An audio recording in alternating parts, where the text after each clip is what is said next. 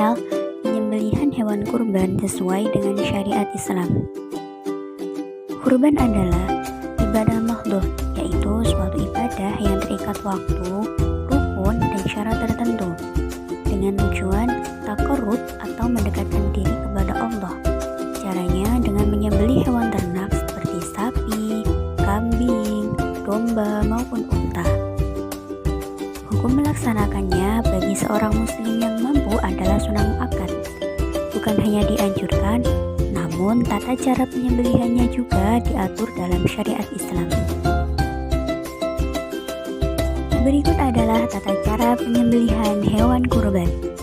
Yang pertama, persiapkan alat. Sebelum melaksanakan kurban, sebaiknya siapkan alat terlebih dahulu.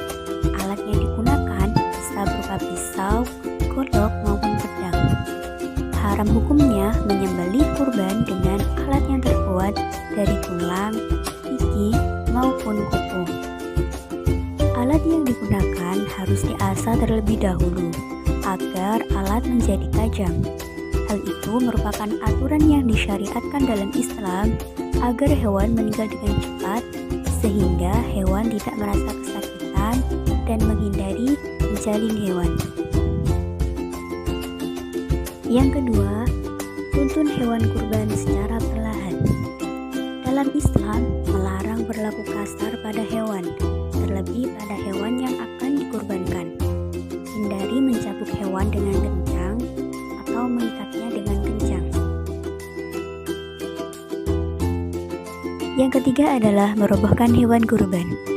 Ketika merobohkan hewan kurban, hindari perlakuan yang kasar, sehingga mengakibatkan hewan stres dan memberontak.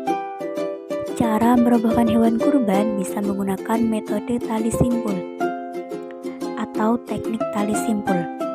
Teknik ini sangat mudah dan tidak memerlukan orang yang banyak, meskipun hewan yang dikurbankan berukuran besar.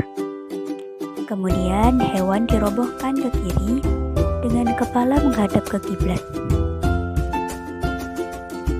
Yang keempat adalah membaca doa. Ketika hendak melakukan penyembelihan kurban, diwajibkan membaca basmalah, karena hewan kurban yang tidak dibacakan basmalah atau tidak disebutkan nama Allah, maka hewan tersebut akan menjadi haram. Yang selanjutnya adalah doa niat berkurban. Yang pertama, membaca Bismillahirrahmanirrahim. Yang kedua, membaca sholawat Nabi, Allahumma sholli ala Muhammad wa ala ali Sayyidina Muhammad. Yang ketiga, membaca takbir, Allahu Akbar, Allahu Akbar, Allahu Akbar, walillahil hamd. Membaca doa, Allahumma hadihi minka wa ilaika fataqabbal minni ya karim.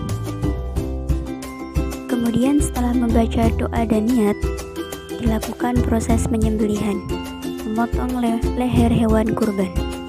Ketika memotong leher hewan kurban, hendaknya dilakukan dengan satu kali.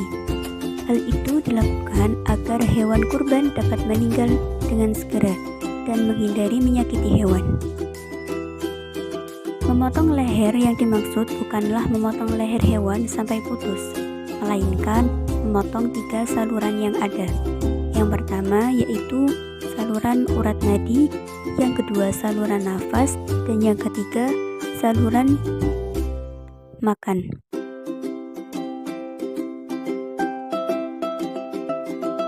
Setelah selesai dipotong, hewan kemudian dibagi.